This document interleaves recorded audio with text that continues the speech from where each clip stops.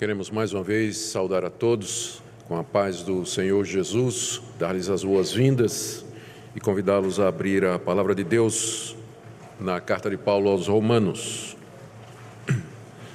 capítulo 1, versos 16 e 17. Estamos dando prosseguimento à nossa série de mensagens na carta aos Romanos e chegamos aqui a esses dois versículos que são uma declaração gloriosa do que é a mensagem central do cristianismo e, ao mesmo tempo, o tema da carta. Romanos, capítulo 1, 16 a 17. Pois não me envergonho do Evangelho, porque é o poder de Deus para a salvação de todo aquele que crê, primeiro do judeu e também do grego, visto que a justiça de Deus se revela no Evangelho de fé em fé, como está escrito, o justo viverá por fé. Até aqui a leitura da palavra de Deus. Oremos mais uma vez, pedindo a iluminação do Espírito Santo para a compreensão da palavra do Senhor. Ó Deus, que Teu bendito Espírito nos conduza agora na compreensão do Teu Evangelho. Abre os nossos olhos para que vejamos as maravilhas do Teu Evangelho. Que Teu Espírito nos conduza, incline o nosso coração, ilumine os olhos do nosso entendimento, para que possamos contemplar sem impedimento a verdade que o Senhor nos tem revelado aqui. É o que pedimos no nome de Jesus. Amém. Queridos, na mensagem anterior nós vimos como o apóstolo Paulo revela aos crentes de Roma a intenção que ele tem de fazer-lhes uma visita. Está aí do verso 8 até o verso 15. Os planos de Paulo era de chegar em Jerusalém. Ele estava indo para lá, levando uma oferta para os cristãos pobres da região da Judéia. E uma vez estando em Jerusalém, Paulo planejava tomar o navio e ir até a cidade de Roma. E lá ele queria ser hospedado pela igreja. Paulo não é o fundador da igreja de Roma. Havia algumas pessoas na igreja que conheciam Paulo, a relação delas está no capítulo 16 dessa carta. Mas Paulo não era conhecido oficialmente da igreja. Paulo desejava estar com aqueles irmãos, queria compartilhar com eles o Evangelho, queria ser abençoado no convívio com eles, e Paulo tinha planos de ser enviado pela igreja de Roma para a Espanha, onde ele queria pregar o Evangelho, onde Cristo não havia sido ainda anunciado. E ele fala desses planos que ele tem aí no capítulo 1, de 8 a 15, e lá no final da carta, no capítulo 15 particularmente, onde ele detalha esse desejo que ele tem do apoio missionário da igreja. E nós vimos como Paulo amava aquela igreja. Paulo orava por eles, mesmo que não os conhecia. Paulo desejava ter comunhão com eles, e ele diz que se sentia devedor aos romanos, está aí no verso 14, não somente aos romanos, não é? Ele se sentia devedor tanto a gregos como a bárbaros, tanto a sábios como a ignorantes. Por isso ele diz, no verso 15, que ele estava pronto a ir a Roma anunciar o Evangelho. E em seguida ele faz essa declaração que nós lemos aqui, que está no verso 16 e 17, e que é o resumo da carta aos Romanos e também o resumo da mensagem do Evangelho.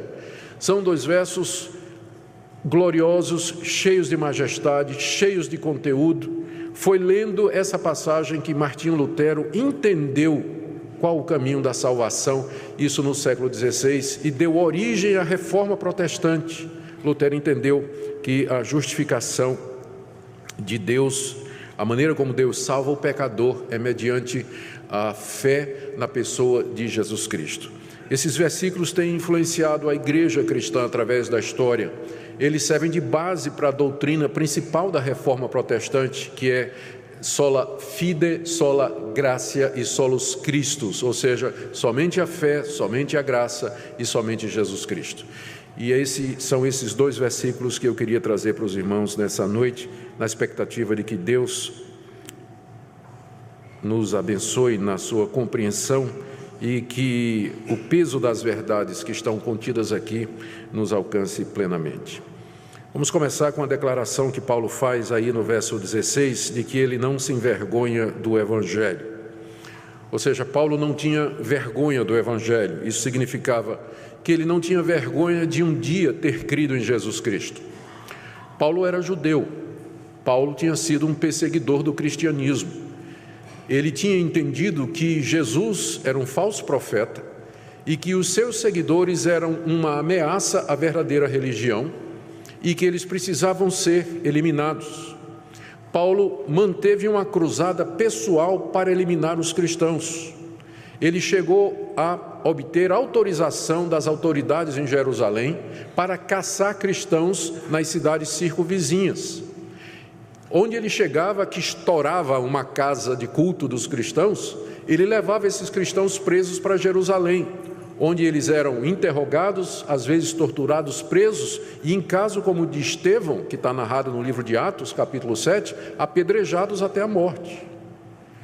Um dia Paulo conheceu Jesus, a quem ele perseguia, no caminho de Damasco, e o perseguidor se tornou em adorador, se tornou em discípulo. Aquilo que ele antes perseguia, que odiava e do qual tinha vergonha, agora é a própria fé que ele abraça. E não somente isso, ele dedica a sua vida a pregar o mesmo evangelho que antes ele tinha perseguido. Então, essa declaração dele, eu não me envergonho do evangelho, ganha um sentido extraordinário quando a gente lembra quem é que está dizendo isso. Era um homem para quem antes o evangelho era motivo de vergonha para a nação de Israel. Um carpinteiro pendurado numa cruz, o Filho de Deus. Aquilo era escândalo. Mas agora Paulo se torna um cristão.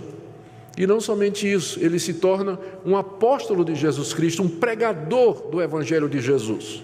Ele não se envergonhava do evangelho. Na verdade, ele se sentia grato por ter crido no evangelho. Ele se sentia privilegiado porque Cristo lhe apareceu, lhe mostrou a verdade. Ele se sente abençoado por Deus por ter tido aquela revelação no caminho de Damasco e também porque Deus o constituiu um pregador do evangelho.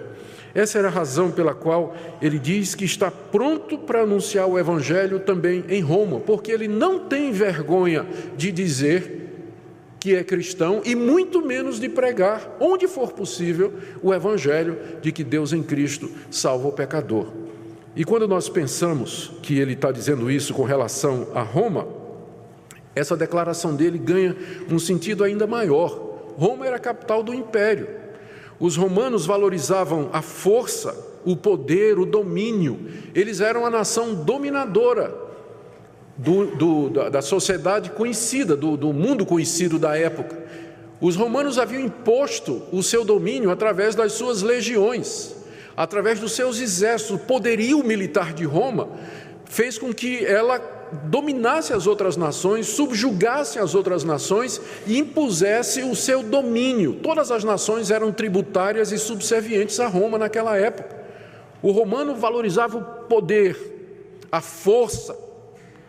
Agora imagina Paulo chegar nessa cidade, capital do império, do poder, do domínio e da força, para dizer que Deus veio salvar o mundo através de um carpinteiro que nasceu lá numa cidadezinha obscura, ninguém sabia direito quem era, e cresceu lá no meio do povo e não tinha educação.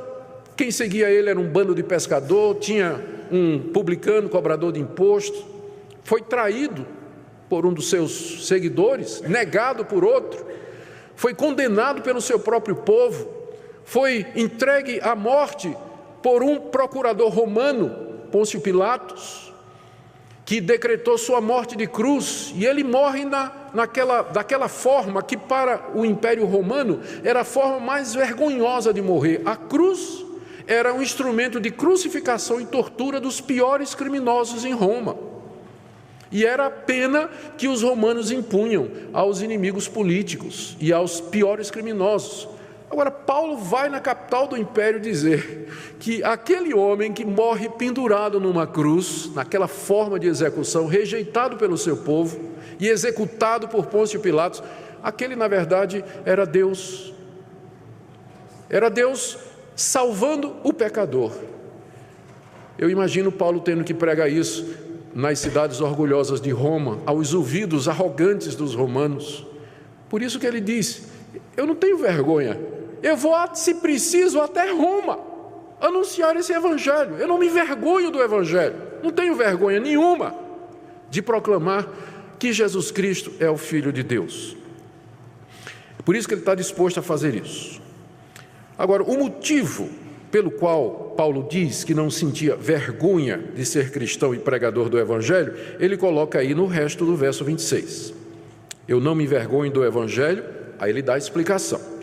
Porque é o poder de Deus para a salvação de todo aquele que crê, primeiro do judeu e também do grego. Longe de ser uma fraqueza, como talvez os romanos pensariam, o evangelho, na verdade, era a manifestação do poder de Deus.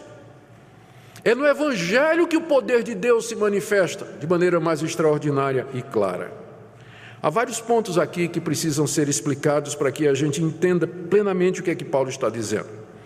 Ao dizer que o evangelho é o poder de Deus para a salvação de todo aquele que crê, Paulo está implicitando, ele está supondo, ele está assumindo o fato de que a humanidade está perdida. Senão, ele não podia falar do evangelho como sendo o poder de Deus para a salvação. Se a humanidade está salva, se todo mundo vai para o céu, se depois da morte todo mundo vai para um lugar feliz, para que salvação? Salvar de quê? Então, ao dizer que o evangelho é o poder de Deus para a salvação, Paulo está pressupondo que a humanidade está perdida. A humanidade está perdida. E quando ele fala humanidade, quando nós falamos humanidade, eu estou falando de maneira inclusiva, todos, sem exceção. Os gregos e bárbaros estão perdidos. Paulo vai explicar isso no capítulo 1, restinho do capítulo 1, nós vamos começar a ver isso no próximo domingo, se Deus quiser. Ele vai dizer que mesmo os gregos e bárbaros que nunca ouviram o evangelho estão perdidos, estão condenados porque eles rejeitaram a revelação que Deus fez de si mesmo na natureza. E embora eles tenham suas próprias religiões e seus deuses, eles estão cegos, eles não conhecem a verdade, estão endurecidos e pensam que são sábios, mas estão debaixo da ira de Deus, estão caminhando para a condenação eterna, eles precisam de salvação. Por isso que Paulo quer ir para a Espanha pregar o evangelho, por isso que ele quer ir para Roma, para que a igreja o apoie em seus esforços missionários, para chegar até os espanhóis com a pregação do evangelho. Se Paulo não acreditasse que os espanhóis estavam perdidos, ele não teria plano nenhum de ir à Espanha, nem a Roma.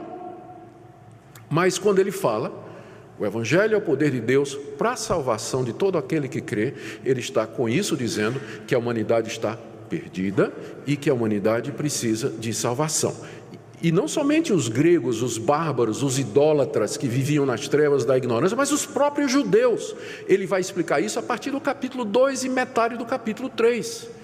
Ele vai dizer que até os judeus que receberam a revelação de Deus no Antigo Testamento, receberam a aliança, as promessas, o pacto, de quem veio o Messias, de quem são as Escrituras, de quem é o culto, até os judeus estão perdidos, porque eles receberam a lei de Deus, eles não entenderam como o Evangelho se revela neles, eles pensavam que a lei era um caminho de salvação e criaram uma religião legalista, uma religião de mérito, tentando se salvar pelo cumprimento das obras da lei. Tanto os gregos, romanos, espanhóis, os bárbaros, quanto os próprios judeus estão perdidos. No capítulo 3, Paulo faz aquela declaração que é tão conhecida, porque todos pecaram, todos, judeus e não judeus, todos pecaram e carecem da glória de Deus. E essa condenação, ela se estende a toda a raça humana, independente de nacionalidade, de gênero, de cor e de idade. Nossos filhos estão perdidos, nossos nenenzinhos. As nossas crianças estão perdidas, os nossos adolescentes estão perdidos, os nossos jovens estão perdidos, os nossos adultos, os nossos velhos também. Toda a raça humana, não tem exceção, estamos manchados pelo pecado e condenados por conta do pecado, porque Deus é justo, Ele é santo e Ele conhece cada pessoa. Então, essa declaração, para ser entendida, de que o Evangelho é o poder de Deus para a salvação de todo aquele que crê, ela pressupõe primeiro essa verdade, É o estado em que a humanidade se encontra. E é aqui que você vai perceber a diferença entre o cristianismo e as outras religiões. As outras religiões insistem em dizer que o homem é intrinsecamente bom, que existe uma bondade no coração do homem e que a salvação está dentro do homem. O homem apenas precisa olhar para dentro de si mesmo. É tão popular isso, né? Ouça o seu coração. Está em todos os filmes de Hollywood, né? Ouça o seu coração, gafanhoto. Lembra aqueles filmes antigos, né? Ouvir o coração, porque a ideia é que o homem é bom. Há uma bondade intrínseca no homem. Se ele é mau, é porque ele nasceu num ambiente depravado. Você vê isso no próprio Brasil, né? Quando teve aquele caso de estupro que aconteceu agora no Rio de Janeiro, de quem é a culpa? A culpa é da sociedade que provoca, que cria essa mentalidade de estupro, né? Sociedade de estupro. A culpa é da sociedade, a culpa é da erotização, mas não do estuprador. O estuprador é uma vítima, ele cresceu nesse ambiente de favela, ouvindo essas coisas e tudo mais. É uma sociedade que não admite pecado, que coloca a culpa na cultura, nos pais, na educação, e o indivíduo foge da sua responsabilidade. Essa é a religião do homem moderno. Essa é a religião que agrada o coração. Quem é que não gosta de uma religião que vai dizer para você que você é bonzinho? E que você não é responsável pelos seus atos? E que se você fizer alguns rituais religiosos, pagar algumas promessas, enfim, Deus vai ficar de bem com você, de boa com você. Está tudo resolvido. Não o cristianismo. O cristianismo começa com a má notícia: você é pecador, você quebrou a lei de Deus, desde que você era criança, e você está debaixo da ira de Deus, um Deus que é poderoso para fazer você sofrer eternamente no inferno. É isso que o cristianismo começa dizendo, é isso que ele ensina. Por isso que ele é diferente de todas as outras religiões, é único nesse sentido. Então, essa é a primeira coisa que nós temos que observar aqui. A segunda, que está na declaração de Paulo, quando ele diz: o Evangelho é o poder de Deus para a salvação de todo aquele que crê, é que Deus salva pecadores, e Ele salva pecadores mediante o Evangelho. O Evangelho é a boa notícia de que Deus, no seu grande amor por essa humanidade perdida, enviou o seu Filho Jesus Cristo, nascido de mulher, nascido como um de nós, participante da nossa natureza humana, e que na cruz do Calvário, como nosso representante, Ele suportou a ira de Deus e o castigo que nós merecemos. Ele experimentou a ira desse Deus santo naquela cruz. Então, longe de ser um momento de fraqueza, como talvez os romanos pensariam, ali você tem a revelação do poder de Deus. Quando aquele homem na cruz derrama a sua última gota de sangue e grita: Deus meu, por que me desamparaste? O quadro da fraqueza, um crucificado clamando, se sentindo abandonado, quando na verdade era a manifestação do poder de Deus, porque ali ele estava levando sobre si a nossa iniquidade. E a salvação vem através do Evangelho, vem através do anúncio dessa verdade, desse fato, desse ato salvador de Deus em Cristo Jesus. Quando Paulo fala salvação aqui, nós temos que entender a palavra salvação no contexto da carta aos Romanos. Quando a gente lê salvação aqui, a gente pensa geralmente que é somente salvação da condenação do inferno. Mas na verdade o Evangelho nos salva em todos os sentidos. O Evangelho nos salva da culpa do pecado e, portanto, nos coloca em paz com Deus. O Evangelho nos salva do poder do pecado aqui nesse mundo, e nós aprendemos a largar os nossos hábitos, a vencer os nossos pecados, as tensões do nosso coração, a subjugar os desejos mais ímpios da nossa alma e a viver fazendo o que é certo, amando o próximo e perdoando. O Evangelho nos livra da presença do pecado, porque um dia esse Redentor voltará, a ressurreição dos mortos acontecerá e nós participaremos com Ele na consumação de todas as coisas, a redenção e a salvação final, quando então o pecado será extinto definitivamente da história da raça humana.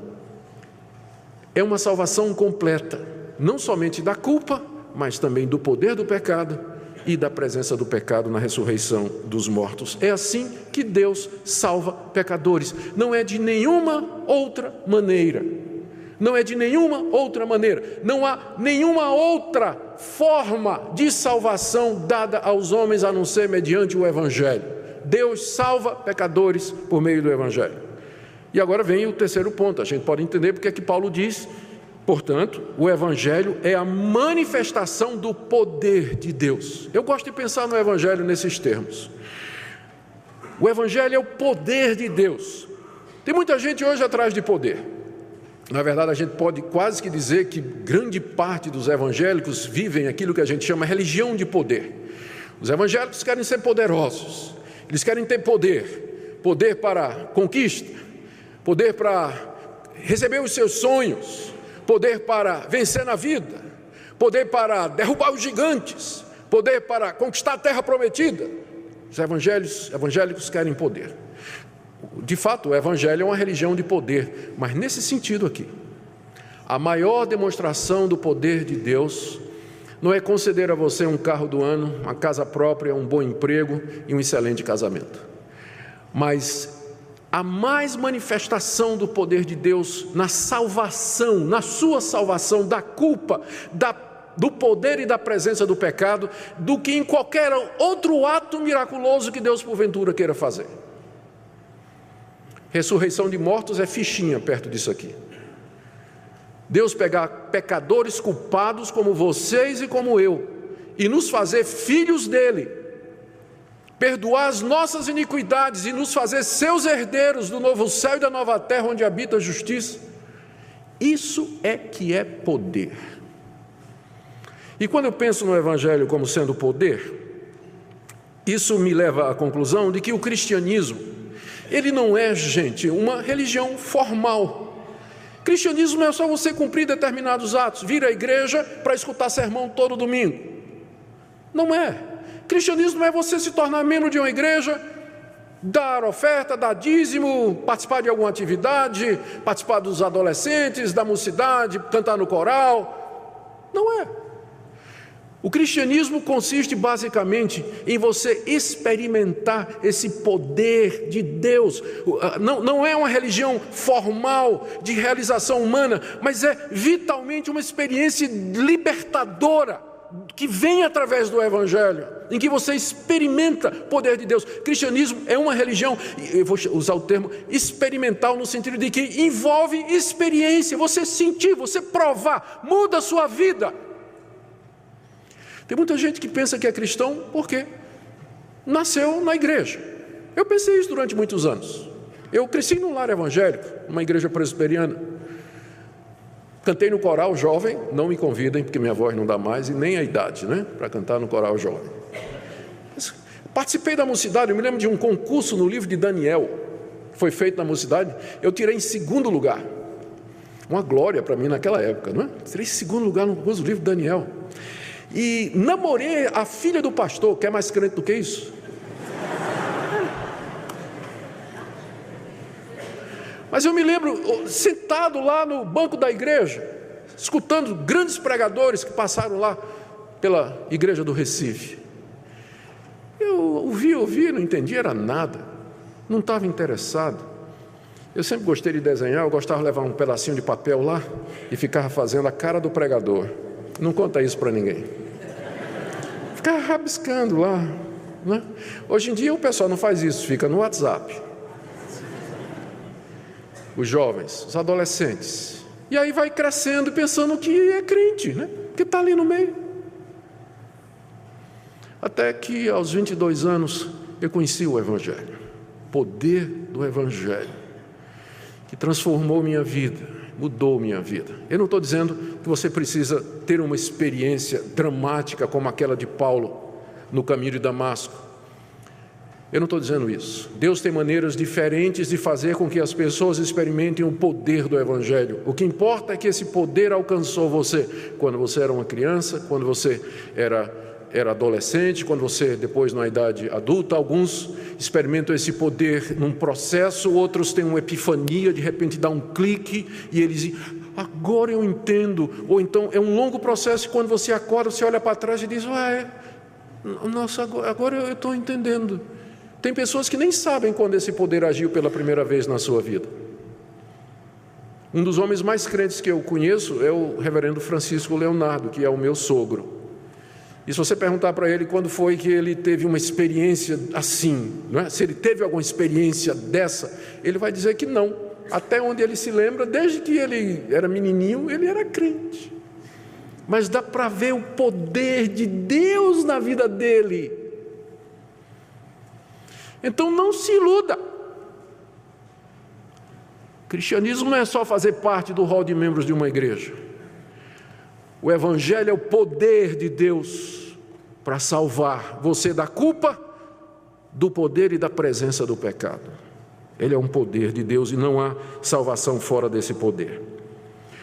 Quarta coisa que Paulo nos diz aqui é que esse poder nos chega mediante a fé. Final do verso 16, é o poder de Deus para a salvação de todo aquele que crê. Não é poder de Deus para salvar a humanidade, mas para salvar aquele que crê. Ou seja, não é por mérito, não é por raça, gênero, idade, condição social, educação, moralidade, boas obras, caridade ou bondade. Mas como Paulo diz, é de fé em fé, como ele vai dizer no verso 17, ou seja, é da fé do começo ao fim. É mediante a fé que a salvação nos alcança. É por isso que pode ser estendida a todo aquele que crê, a judeus e gregos, grandes e pequenos, crianças e velhos, porque eles podem crer pela graça de Deus. Paulo diz primeiro ao judeu, está vendo aí no final do verso 16? Porque ao judeu primeiro foi anunciado esse evangelho, na antiga aliança, sob a forma de símbolos, de tipos, de figuras. Mas eles foram os primeiros que ouviram o evangelho. E depois ao mundo todo, a todos aqueles que creem. Crer aqui não é somente acreditar que Paulo e os demais apóstolos nos disseram a verdade a respeito de Cristo. Fé aqui não é simplesmente um assentimento intelectual, você concordar intelectualmente, dizendo, não, isso aqui é verdade, Jesus é o Filho de Deus, é o Salvador, eu acredito nisso. Não, o diabo também acredita nisso. O diabo sabe que isso é verdade também. Mas você precisa ter mais fé do que o diabo para ser salvo. Você precisa receber isso, apropriar-se disso, render-se a Jesus, colocar sua confiança completamente nele e na obra completa que ele fez na cruz do Calvário. Dizer a Deus isso que Paulo está ensinando aqui: eu sou um pecador perdido, Deus. Se o Senhor me mandar para o inferno, é justo, eu mereço por causa dos meus pecados. Não tenho expectativa nenhuma em mim mesmo, não há mérito algum em mim. Se o Senhor não tiver misericórdia de mim, através do sacrifício de Jesus, eu estou condenado pelos meus pecados. Aceita-me como pecador. É isso que é fé. É você abraçar esse evangelho de todo o coração, com sua mente, você tem que entendê-lo, tem que concordar com ele, é verdade, e abraçá-lo com o seu coração. Envolver-se nele, render-se a Jesus e dizer: eu estou disposto, ó Deus, pela tua graça, a viver para ti, e não quero viver um minuto mais sem essa comunhão preciosa contigo. É dessa forma que esse poder de Deus nos é dado mediante a fé em Cristo Jesus. E Paulo termina no verso 17, explicando em que sentido o Evangelho é o poder de Deus para a salvação. Ele explica um pouquinho mais, esse vai ser o tema da carta. Mas ele diz aqui, ele disse no verso 16, não me envergonhe do Evangelho, porque é o poder de Deus para a salvação de todo aquele que crê, primeiro do judeu e também do grego.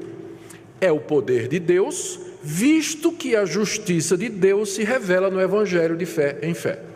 Em que sentido o Evangelho é o poder de Deus? É porque no Evangelho Deus revela a sua justiça, e em nenhum outro lugar. A justiça de Deus aqui não é somente aquela qualidade de Deus, de que Deus é justo. Uma pessoa justa é aquela que trata todos de acordo com o mérito. Um juiz justo é aquele que condena o culpado e absolve o inocente. Então, uma pessoa justa é aquela que trata as outras de acordo com o merecimento delas.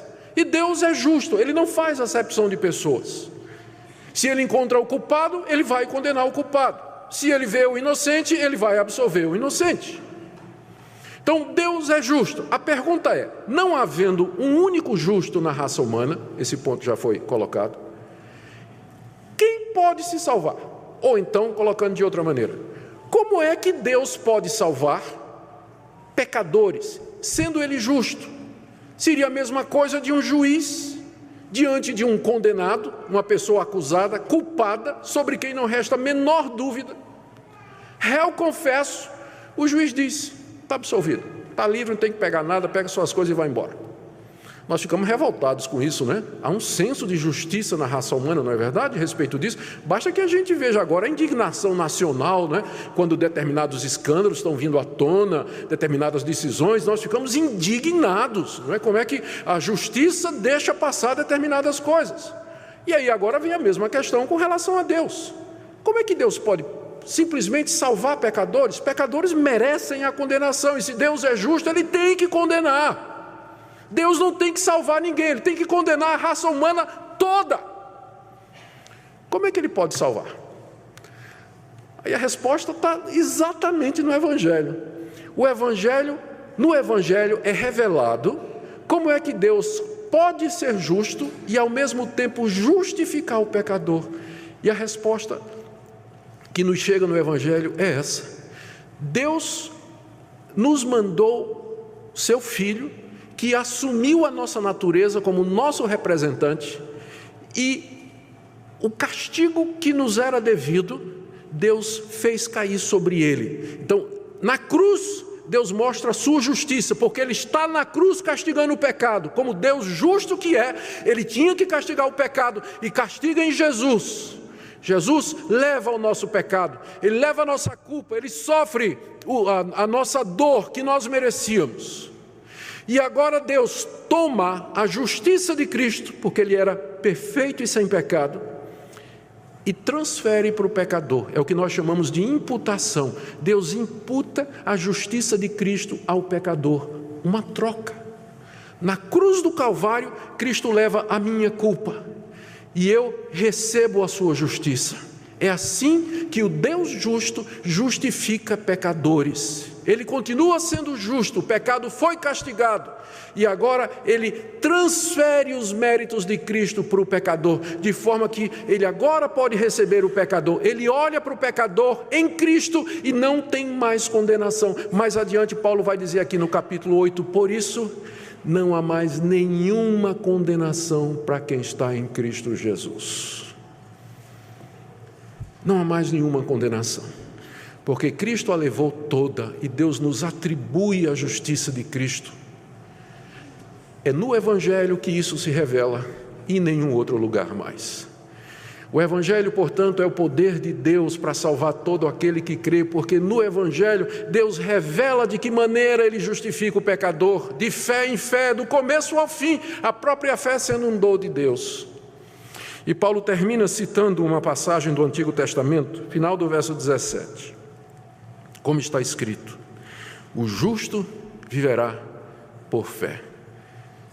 Ou seja, aquele que pela fé é justo, viverá.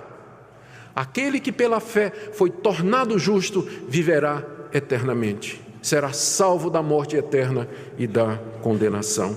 Ele está citando aqui o livro do profeta Abacuque, capítulo 2, verso 4.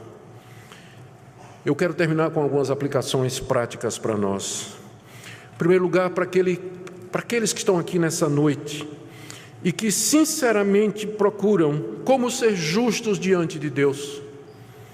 Você que já sentiu na sua consciência, no seu coração, o peso dos seus pecados, a culpa, o medo de morrer, o medo da morte, do que vem depois, atemorizado talvez do juízo de Deus, dos terrores de Deus na sua vida. Hoje você está ouvindo a revelação de como Deus pode justificar você mediante a obra de Jesus Cristo na cruz do Calvário. Hoje à noite você pode crer em Jesus Cristo e receber esse experimentar esse poder que transforma e que muda. Não há nenhuma razão pela qual você caminhe dessa porta para fora hoje à noite sem ter essa consciência de que no Evangelho Deus se reconcilia conosco e nos faz reconciliar com Ele mediante a fé. Creia nessa noite. Segunda palavra que eu queria trazer é para aqueles que estão aqui nessa noite, cujo cristianismo se resume a ouvir sermão, ouvir a igreja. Não é uma coisa ruim você vir à igreja, ouvir sermão, mas é insuficiente. O cristianismo é mais do que isso. O cristianismo é mais do que isso. Ele é o poder de Deus para salvar vocês de todas as maneiras possíveis. E você precisa experimentar esse poder. Examine a sua vida para verificar onde esse poder do Evangelho tem se manifestado. O Evangelho tem salvo você de hábitos pecaminosos, da desobediência aos pais, da teimosia, da infidelidade, da imoralidade, da desonestidade, porque o Evangelho nos foi dado para isso, não somente porque nos perdoa os nossos pecados, mas nos dá a força também para que nós possamos vencê-los.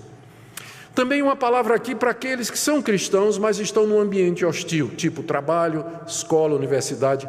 Não tenha vergonha do Evangelho.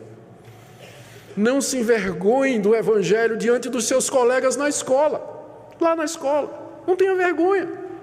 O Evangelho é como um leão. Você só tem que abrir a jaula e deixar ele sair. Porque ele é o poder de Deus para transformar a vida dos mais radicais inimigos do Evangelho. Como fez com Saulo de Tarso. É o mesmo Deus, é o mesmo Evangelho. Não tenha vergonha no seu ambiente de trabalho, de dizer que você é cristão, que você crê em Jesus como Filho de Deus, e de viver as implicações disso.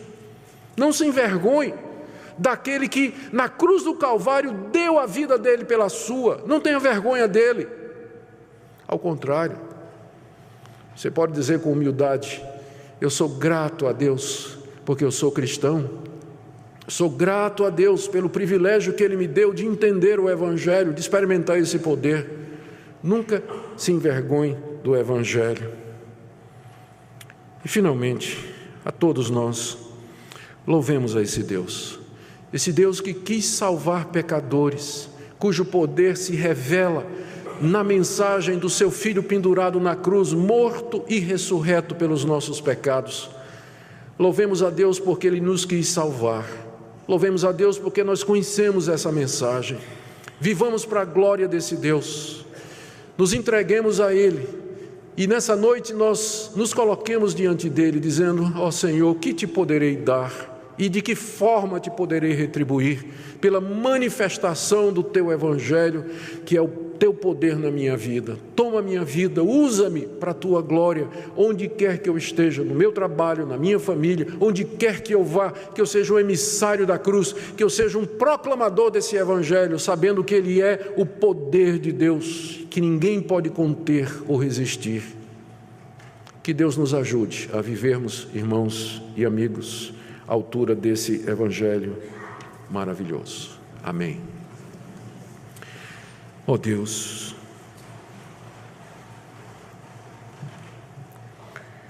o Teu poder se revela no Evangelho, a Tua justiça se revela na cruz e a Tua misericórdia chega até nós através dessa mensagem. Pai, eu quero pedir que nessa noite Tu queiras revelar claramente a cada coração o significado do Evangelho. Oro pelos nossos adolescentes, pelas nossas crianças juvenis, pelos nossos filhos. Senhor, que nenhum deles esteja enganado ou iludido, mas que possa perceber claramente o seu pecado e a necessidade de crer. Oro por aqueles que estão na igreja há tanto tempo que talvez nunca experimentaram o poder salvador do Evangelho, transformador, presos a ressentimentos, mágoas, raivas ocultas e antigas. Ó Deus, queremos orar também por algum amigo que veio aqui essa noite sem direção, sem rumo, ainda preso aos seus pecados, que Teu Espírito Santo queira iluminar os olhos do entendimento e inclinar o coração a abraçar o Senhor Jesus pela fé. Dá-nos a graça de viver este Evangelho na sua plenitude, ó Deus. Pedimos por amor de Jesus, o nosso Salvador. Amém.